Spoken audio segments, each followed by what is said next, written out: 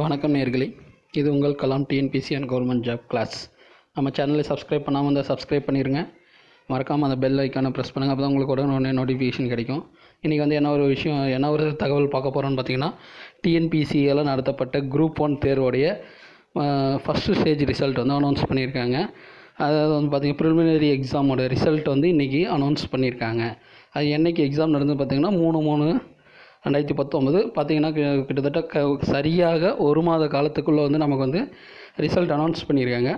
அடுத்து வந்து பார்த்திங்கன்னா மெயின் ரிட்டன் எக்ஸாம் வந்து என்றைக்கு நடக்கும்னு பார்த்திங்கன்னா 12/7/2019, 13/7/2019, 14/7/2019 அந்த 3 டேட்டில் வந்து நடைபெறதாக சொல்லியிருக்காங்க.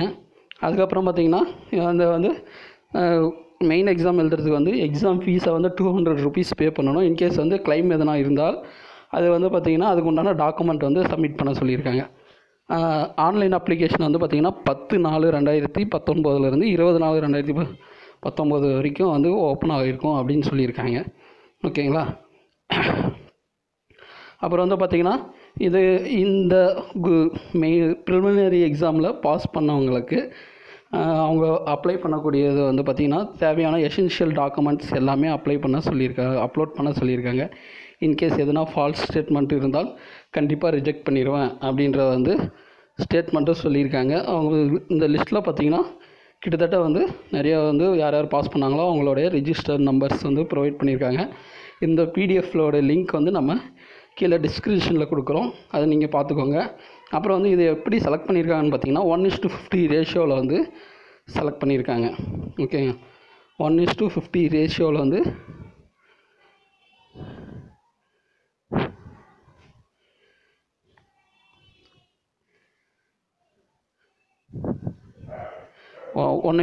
ரேஷியோ அந்த இதில் வந்து செலக்ட் பண்ணியிருக்காங்க.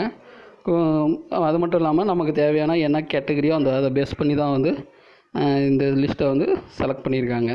அப்புறம் ப்ரிலிமினரி எக்ஸாம் வந்து register number not found above the list have not admitted.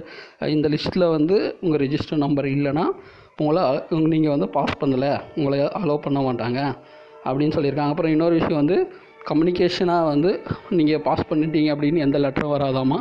உங்களுக்கு வந்து எஸ்எம்எஸ், அதுக்கப்புறம் வந்து பார்த்திங்கன்னா இமெயில் இது 2 மூலிமா தான் உங்களுக்கு வந்து தகவல் வரும் அப்படின்னு சொல்லியிருக்காங்க. இதுதான் வந்து இப்போதைக்கு நமக்கு கொடுத்துருக்கக்கூடிய தகவல். எனவே வந்து இந்த வாய்ப்பை வந்து யார் பாஸ் பண்ணியிருக்கீங்களோ அவங்க பயன்படுத்தி கொள்ளுங்கள்.